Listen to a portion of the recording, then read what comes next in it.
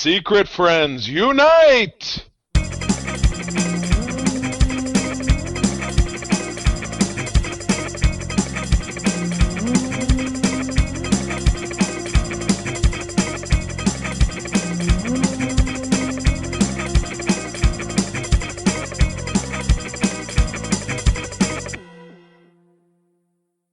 Hey, friends, welcome back to Oops, All Thunderdome on the Secret Friends Unite podcasting network. This is episode 578. This is, of course, our show where we take a single topic, something of the moment, or a theme, which is what we're doing today. We're talking about a theme. And we explore it in about 30 to 40 minutes time. And in this case, we're really getting you revved up for Spider-Man Brand New Day in just a couple of weeks. So we are continuing with part 4 of our summer of Spider-Man. I'm joined by Peter. Peter, good morning to you. Good morning. So I am nuts about Spider-Man, so I enjoyed the hell out of watching this movie again. I'm a little trepidatious about the next one because it was pretty bittersweet, but at least there's the sweet in this one that we can talk about. We're going to be talking about 2019 Spider-Man's Far From Home and all the things that we enjoyed and maybe weird plot holes that we found in it as well. But first and foremost, as always, I'd love to give love and respect to the wonderful people on our Secret Friends Unite Patreon over at patreon.com/secretfriendsunite, where you do get all of our shows early. So this show, for example, comes out on a Thursday every week, but Patreons are listening to it on a Tuesday.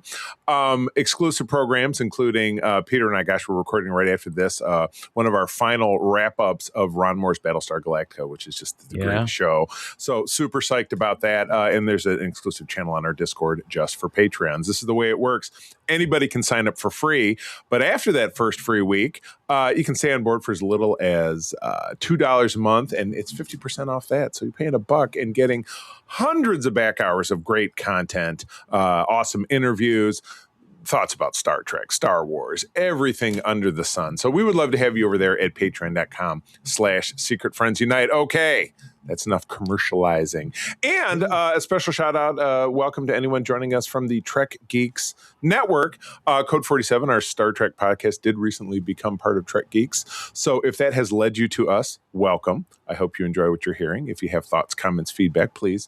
All of our contact information does appear in the show notes. All right, steering us back on course. As I had mentioned, we're talking about the summer of Spider-Man.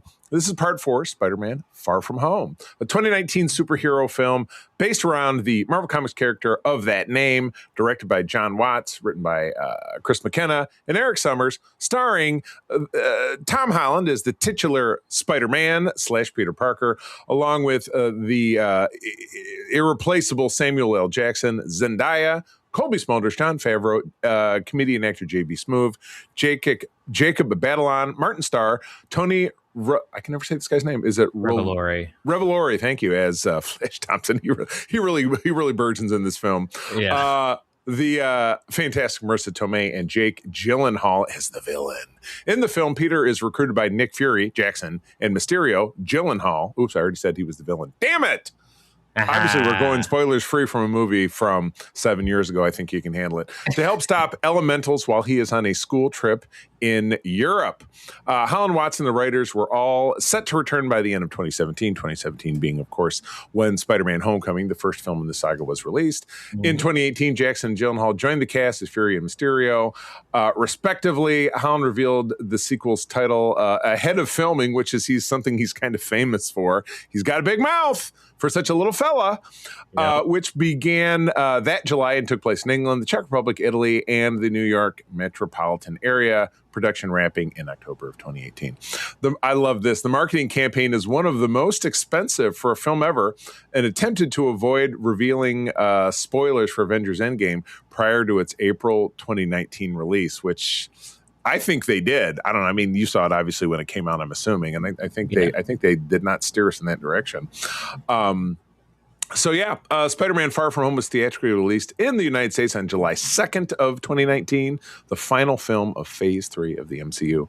The film received positive reviews, as we'll talk about below, and with praise for its humor, action sequences, visuals, and the performance of Holland and Gyllenhaal. It grossed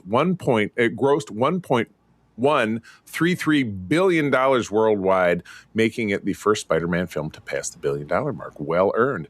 And this is so crazy in the post-COVID world. The fourth highest grossing film of 2019, obviously being the same year that Endgame came out. And I'm not sure what the other three are, but it would probably be no surprise to quickly look at a chart and figure that out. And became Sony's highest grossing film and the 24th highest grossing film of all time. By the numbers, still to this day, 91% on the Rotten Tomato meter, certified fresh with 454 reviews, and 95% audience score on the popcorn meter with over 50,000 verified ratings. So a film that is beloved by, I would imagine, the fan base, and then really people at wide. People overall, because you don't get to be a $1 billion film by not having universal appeal. So this is something that you and I have been paying attention to the box office this summer, and there's definitely a lot of films that are missing that mark. So different times for sure, without a doubt. Yeah. All right, we'll go through this film as we do typically in these. We'll go through some favorite moments. Do keep in mind spoilers are okay. We're assuming that people have seen this film or are aware of it or whatever. If you're listening, missed opportunities / weird plot holes / etc. And then a 1 to 10 score. All right, I've been talking for 6 minutes, so now it's time for Peter to talk about some stuff he enjoyed about this film. Peter, fire away. All right. There's a lot of things that are enjoyable about this film. I saw that you had a note on it, but one of the things that I thought was quite funny was the really, really corny opening sequence, which was straight out of high school, really crappy free video editor. Oh my God, because I'm sure it cost so much money to actually do that, but I could have done it on my Windows XP for free. And I was part of the morning announcements at my high school, East Grand Rapids High School, in the 1990s. So But it was super video funny. toaster. We got like a whole bunch of like video information of like people coming back from the blip and all of this stuff, and it was fun and really got that high school just phoned in sort of feeling. I know it's math. which was quite funny. Other than that, there's a lot of interesting things going on here with going back to class. We get the return of all of our ridiculous teachers.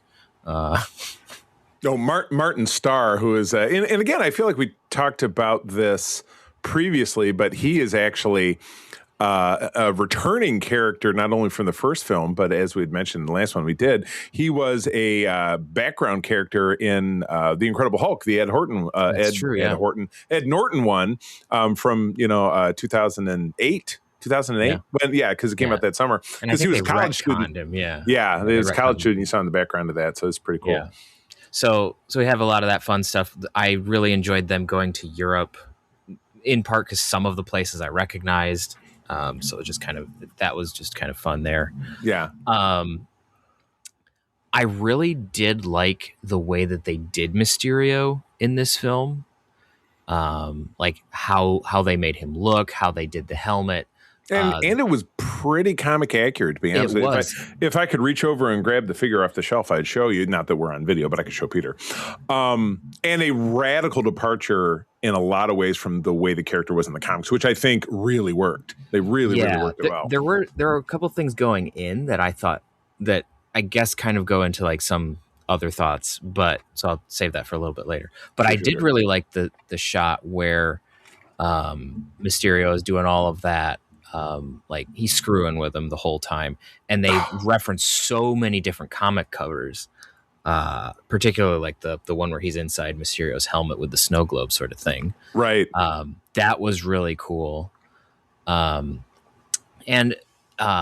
one of the things that was interesting also was and this is a theme that kind of gets revisited in the next film, but it's the whole idea of Peter trying to pick up where Tony left off. Right. It's one of those things that I don't know what you thought of it at the time, but I remember for me at the time, it was like, Spider-Man is friendly neighborhood Spider-Man. Spider-Man doesn't lead the Avengers. And so I thought it was a little weird that's like, it made sense in the MCU, but it was one of those things that I was like, why are we doing this? Right. And you're right. The series does tilt harder in that direction. And as we can really see in all of the trailers that we've seen for Brand New Day, he has truly embraced what the character really is in the comics and always has been, which is, yes, you're a friendly, though in Queens or, and a lot of this, but really in Manhattan is, I think, where we'll see him, where he's always really been set for the majority of the comics and where he's now set in this new film. But even, he has that line where people are trying to ask in the beginning where he's doing the event with Aunt May at the food bank, which that's lifted from the comics as well, because Aunt May does run a food bank in the last several years within the comics feast. But he's like, doesn't anybody have any neighborhood questions? Which is like a weird expression. So he's trying to force the issue, but really it's like, he's being shoved onto this pedestal that he doesn't want to be on, or he doesn't know that he doesn't want to be on, because in back of his head, he's like, I gotta step up and I gotta do this. And then there's that great speech later in the film that we get from Happy Hogan, and he says, you're not Iron Man. You're never going to be Iron Man. Tony was a total train wreck. He never knew what he was doing. The only thing he really believed in was you. So he had this real, thanks, coach, kind of, get out there before we have the real third act of this. So, so it's pretty awesome. I loved, and I'm gonna murder her name, and she is Australian, I think, but Angourie Rice, who is Betty Brant. Again, this is she was from the first film. She's the other news anchor, and then she becomes the love interest of Ned Leeds. They took kind of bits and pieces of this character from the comics and cobbled her together because she was Peter's first love. And in the comics, and she was JJ's secretary. I think maybe she was a couple of years older than him, which is kind of seedy because he was 15 when the comic started, and let's say she was 20 or 22. That's a little iffy. But anyway, we kind of skirt around that. Kids don't tend to need to think about that kind of thing in 1962. But she was just a really great character, and her romance with Ned was just ridiculous. And Ned himself, Ned himself, and I probably touched upon this. Ned and Betty were married in the comics. When Peter had moved on to Gwen Stacy, and then she passed away, and then he and Mary Jane ended up together. Betty moved on and got married to Ned Leeds. But it's interesting. I'm wrapping up my summertime reading project, which is Amazing Spider-Man comics from the 70s. And Betty comes back into Peter's life because she had left Ned because they were over in Europe. Ironically, they were over in Europe, and she had left him and came back and tried to get back together with Peter. So that's what's happening in about issue 185 of the 199 that I'm reading, so I'm almost done. Interesting. But it's interesting because Peter didn't have any friends in the high school arc of the comic run. He was always on his own. But that doesn't necessarily work for this movie. He didn't really have great friends in the other two incarnations of Raimi and then of the Andy Garfield one. So you understand kind of why they did this that way, so they could have the Trinity, which they kind of really roll into in this because, MJ figures out his secret. I want to call her Mary Jane, but I will point out to people again, her name is Michelle Jones. She is not Mary Jane Watson. Correct. People online really want to fight about this, but this is a completely separate character. She's Michelle Jones. She is still MJ, but not MJ, not exactly the original MJ. Exactly. So it's kind of a new character. So I really like that. And some people also beef because Ned is based off of an Ultimate Spider-Man character which I know I gave you the first issue of that. I don't know if you caught about the character named Genki, who was also an Asian kid, kind of heavyset, very similar. But they dropped it into Ned Lee. So apparently, anyway. Now I'm rambling. I was bitching about rambling, but now I'm rambling. That putting the two of them together, and they have a great romance, which is so high school. Like, we got romance, together, and then we became boyfriend and girlfriend on a plane ride, and then we broke up on the same plane, riding us back home. Like, a week later. We're so much more mature now, and it's like, yes. Right. Oh my God. Yeah, exactly. Oh my God. I loved, and just to talk about things you didn't see coming, kind of the interstitial European pop music as they're riding the bus or they're doing this one. And it's just like, it was great background noise. And it was something that you just don't think about, but it absolutely, worked great. For the overall setting. Big fan of Night Monkey. He's one of I see him right now. He's over in the corner here in my studio because I have a lot of the Spider-Man hanging from. I found a vendor on eBay years ago that sold little spider webs. So probably about half of my Spider-Man are all hanging from the drop ceiling in my studio. Night Monkey's right over there. Just really enjoyed the hell out of that fun character. Yeah, he was fun. yeah, lots of good stuff. The spider sense really comes into focus pardon the pun, from the beginning where. And even in Endgame, you saw, the hair on his arms would stand up when he kind of sort of thinks something is going on, but it's real distant. And then May's like, well, what about your Peter tingle? And that becomes an ongoing joke gag. But I love in that, and it's in the final scene, the final set piece of the third act, how he's really getting it involved because Spider-Man can close his eyes and function like Daredevil does. Everything is his senses, so that's how he's able to flip through and demolish all those drones and finally figure out where Beck actually is. Yeah, he saved himself at the last minute. So yeah, and I just thought that Tower of London set piece, that last 45 minutes of the film, which again, I started this Friday and recording on a Sunday, so I finished it this morning. So this part of it is very fresh. Was one of my favorites, maybe even outside of like the battle for Earth, which was at the end of Endgame, which it will always be. They'll never outdo it. It's the Deep Space Nine of the Marvel universe. I think really Endgame is. I just don't think anything could ever top it. But yeah, it really underscores what is great about Mysterio, the illusion within the they just keep you going. He goes through like 20 different incarnations of trying to figure out what the hell's going on because he's Nick Fury and then he kills Nick Fury and then he's Nick Fury again. It was just absolutely nuts. Yeah, absolutely. Anything else that you seriously loved on before we get just a little bit critical? I thought that the way that MJ figured out that he was Spider-Man was quite funny. Yeah. Especially like the way that it was, that the conversation they had on the bridge after the fact was really, really silly. Yeah. So like they didn't undercut it, but they did play it for laughs, which I thought was kind of a fun way. Yeah. But that's kind of how they did it for every single reveal for this version of Spider-Man, where like Ned drops the Death Star, May drops the F-bomb, So there's a lot. They like to play his reveals as accidental a lot of times, which is quite fun. When he is revealed in the mid-credit scene, he drops a cut-off F-bomb himself. He drops a cut-off F-bomb himself, yeah. So it's kind of funny. Another thing that I really, really enjoyed in this was the last second edition of J. Jonah Jameson.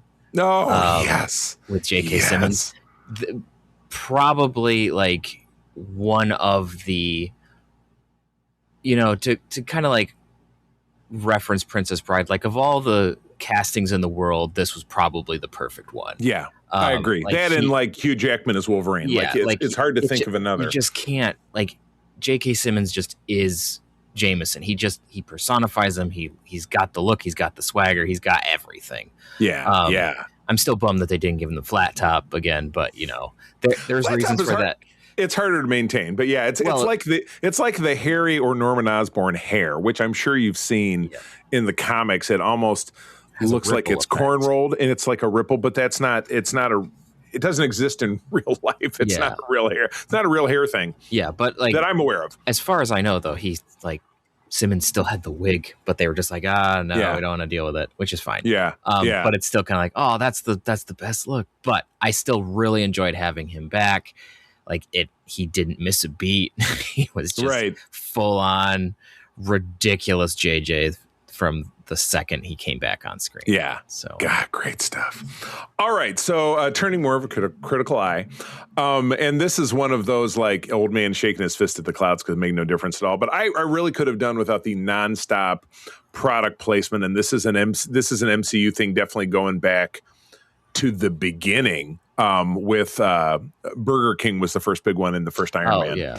But the vehicles, so it's Audi mostly. I think it's Acura, but it is just cars over and over and over again. And I'm sure there's a lot of And again, the best marketing is the stuff you don't see. So there's still things that like, now I really feel like I want a soda, which I don't drink. I don't drink pop anyway. But I'm like, I really want a whatever.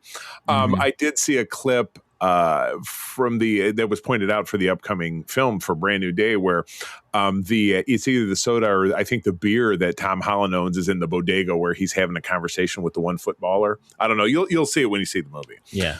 But yeah, it's in one of the BTS clips I saw on either shout out to New Rock Stars or Screen Crush, my two favorite analysis video channels, and of course Screen Crush Ryan Area we've had on as a guest, super great guy. Yeah. But I'm like, yuck, come on.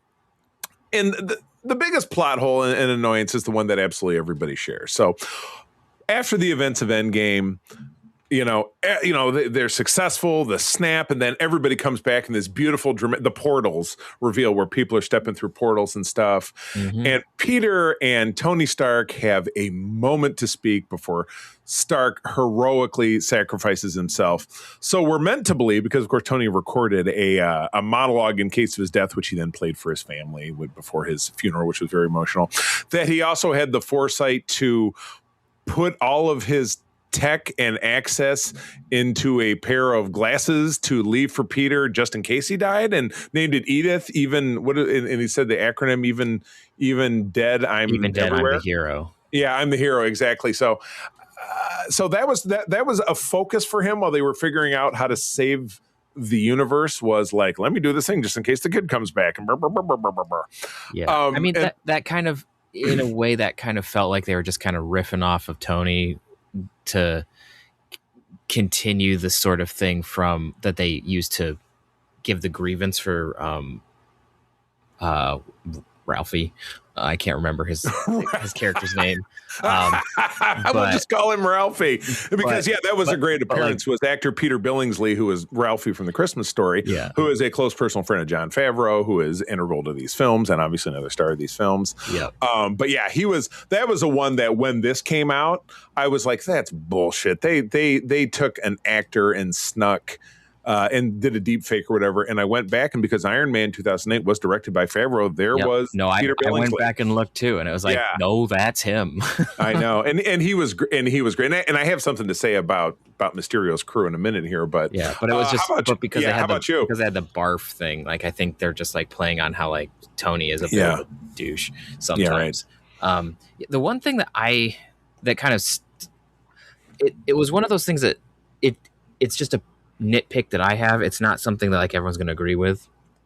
But when the trailer and everything for this film was released, like, we were just getting ideas of the multiverse, right? They were starting to kind of lean into that, and so then they lean pretty hard in this, yeah. And so you get the idea. There's a multiverse. There's a multiverse, and then you have like Mysterio going, "I'm from a different universe," blah blah blah blah blah, and all of this.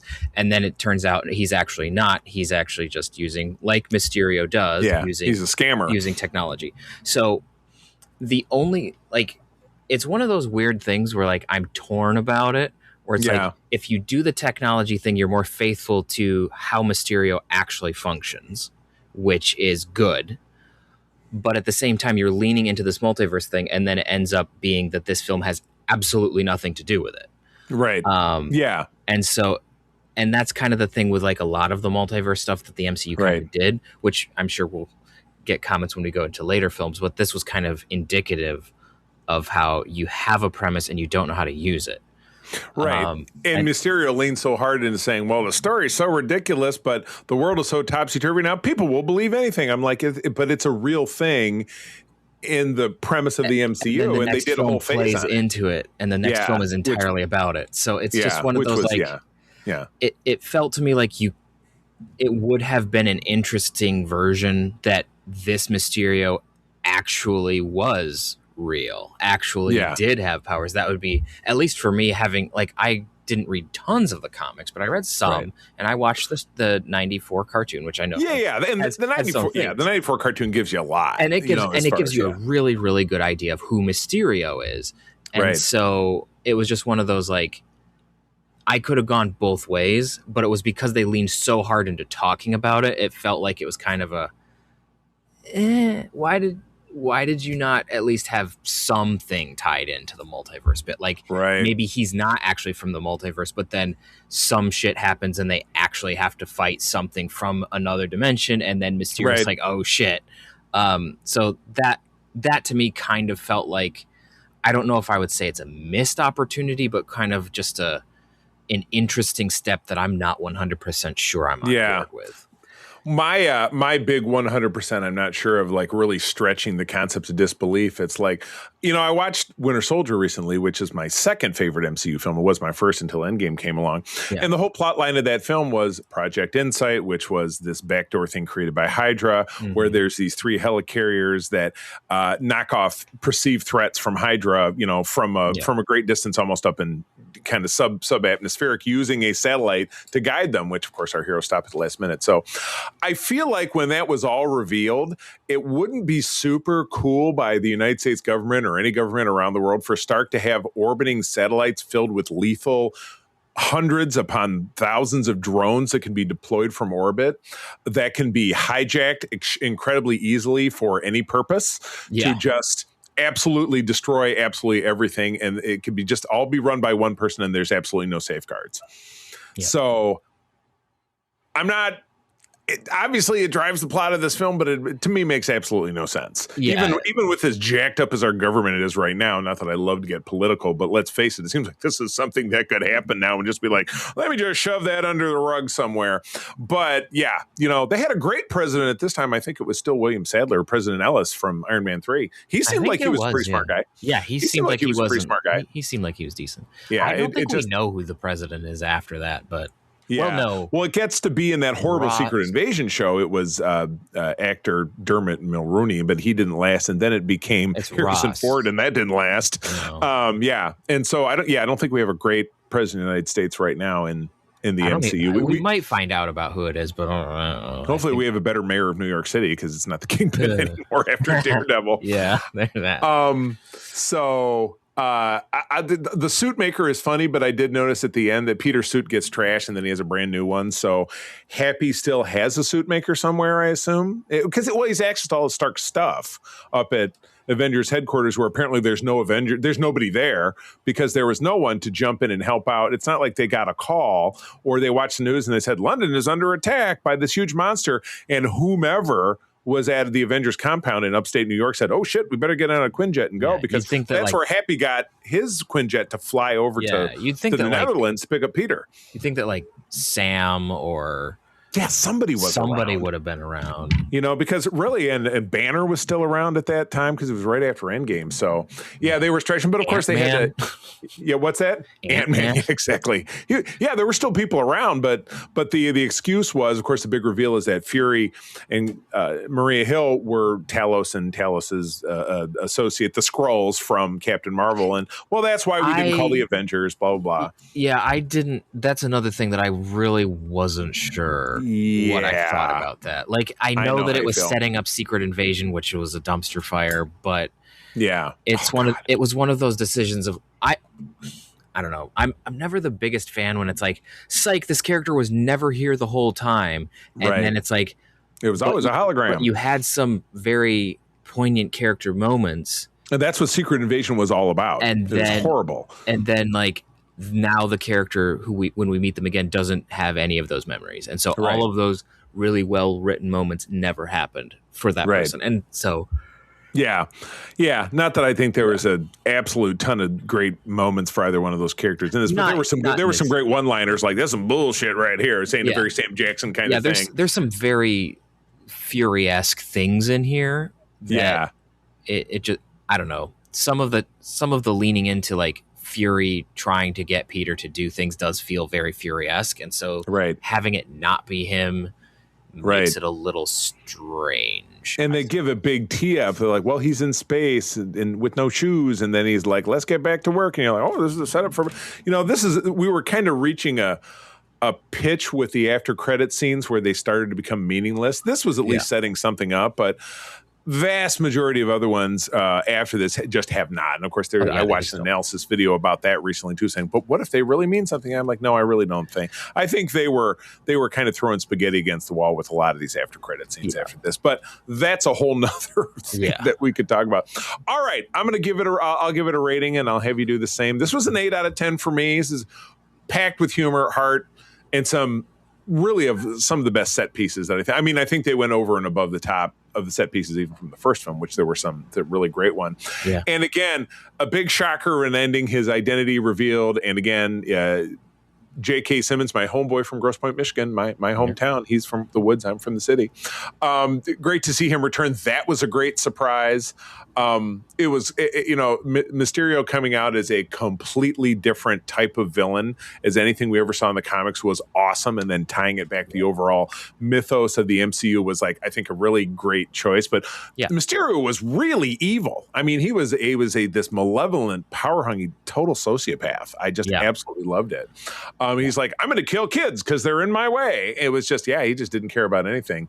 I shaved a couple points, obviously, for some of the head scratcher plot developments that we talked about. But I did write, I said, how can you really stay mad at a movie that's this charming? Because there was just a lot of charm in this. All right, what about you? I would probably give it close to that. Yeah. So similar reasons. There's just some of the pacing, and then some of the stuff with Mysterio, particularly because I got a little annoyed that the switcheroo just didn't feel earned exactly. Yeah. So, but outside of that, it's a solid film. Yeah, agreed. All right, fun facts. The Netherlands tulip field was filmed in a grass field in the UK and required 2 million digital tulips. Wow. I was convinced. Tom Holland says that Happy Hogan is one of his favorite characters, and he loves how Jon Favreau plays him, calling him one of the godfathers of the entire universe. I agree. Yeah. Absolutely. One of the first Marvel Studios films without a cameo by Stan Lee after his passing on November 12th of 2018. Very sad. We do learn that this is set 8 months after the events of Endgame, which makes sense because you would figure it would take probably a lot more time than that for the world to come back together in any appreciable form with twice as many people there, which is really, that's touched upon in other works. The Falcon and the Winter Soldier, which is a 6-episode Marvel show, which a lot of people don't love, but I loved because it touched a lot of Cap elements, deals with that very specifically. This was, there were a ton of these, so I just had to pick one. At around 1 hour, 16 minutes, the license plate on the card written by Fury and Hill is MTU 83779, referencing Marvel Team Up, which is a great series I've talked about a ton. It was always, ran in the 70s and 80s. It was always Spider-Man and some other character for a one-shot adventure, and he would just be going along and hey, here's so-and-so, let's do this thing. Yeah.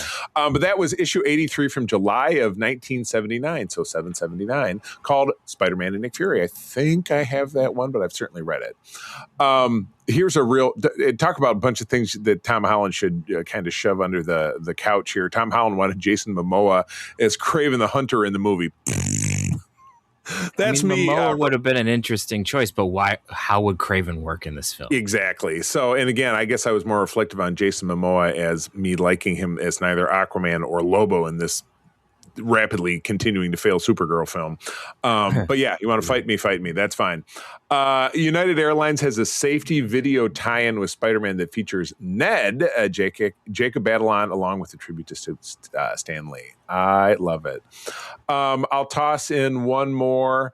When Peter is trying to get his sunglasses back from Flash on the bus and slaps and knocks him out, this is most likely a reference to Amazing Spider-Man issue 8, where Peter and Flash Thompson had an after-school boxing match. Peter accidentally knocks Flash out with the flick of his wrist because Flash is distracted by the appearance of the Living Brain, which was the first robot that Spider-Man ever fought. Not the first of many. But Peter is able to spin it to make people think that Flash is actually Spider-Man. Yeah. That would have been pretty cool. I'm sorry, this is a great one. It was reported that Matt Damon turned down the villain role. I think he could. It would have been, Matt Damon in the MCU. Matt Damon as Mysterio. Yeah. Huh. Yeah.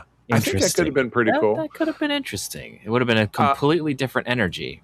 But I lied. One last one. At 1 hour, 51 minutes, an overturned car has a license plate that reads TASM 143, issue 143 of The Amazing Spider-Man, which I read for my reading project. Peter and MJ share their first kiss in an airport of all places. So, which airport's being quite prominently featured, obviously, in this film, much like they do in the Far From Home movie. Aw, nice. I love it. So that is Spider-Man Far From Home. We are wrapping up. And it'll be a couple of episodes now from now, but we're wrapping up the Summer of Spider-Man before we then jump into talking about Spider-Man Brand New Day. In a couple of weeks, our friend Andy will be back to join us for that one. But yeah, good stuff. Good stuff. Peter, where do people find you out there if they want to dissect your controversial takes on this movie? If you want to fight me about Mysterio, you can find me around the internet at Patrice Aquinas on most social media. I'm not terribly active, but if you poke at me, I might say something.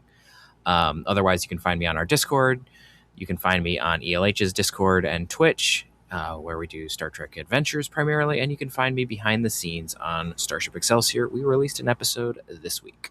Ooh, I'm going to have to tune in myself and then obviously be invited back as a guest star. I'm just kidding. But you can find both me and the Secret Friends Unite on all big socials, except for probably really X or TikTok. Don't really post videos there. But Secret Friends Unite is Secret Friends Unite, different variations. And I am at the C3, THECEETHREE. I did finally drop one of my kitchen chat videos where I was talking about comics I'm enjoying recently. I'm trying to be better at that, but you find that on our YouTube channel and all of those socials that I just mentioned. I cross-post the heck out of that. But it's my opportunity to just talk about things that we don't get to cover on the show because we don't come out once a week. Of course, you can find Secret Friends Unite at our website of the same name. And of course, patreon.com/Secret Friends Unite. And also secretfriendsunite@gmail.com. Drop us a letter. We would love to read that on any one of our shows. Let us know what you thought about this movie. Did you love it? Did you hate it? Were there things you wanted to see different? Have we totally got it wrong? Let us know. But until next time, friends, I'm going to tell you as always, thank you for tuning in. Sharing is caring, and keep on trucking. This podcast is part of the Secret Friends Unite podcasting network, available on Apple Podcasts, Spotify, and podcast services around the galaxy, as well as video on our YouTube channel. You can support Secret Friends Unite by becoming a Patreon member, get bonus programs and more over at patreon.com/secretfriendsunite. Join our Discord community for even more discussions on all things geek. For all the latest updates on Secret Friends Unite, make sure to follow us on Threads at secret.friends.unite and visit secretfriendsunite.com. Find our merchandise at TeePublic and Redbubble. Thanks for listening, and may the Force live long and prosper.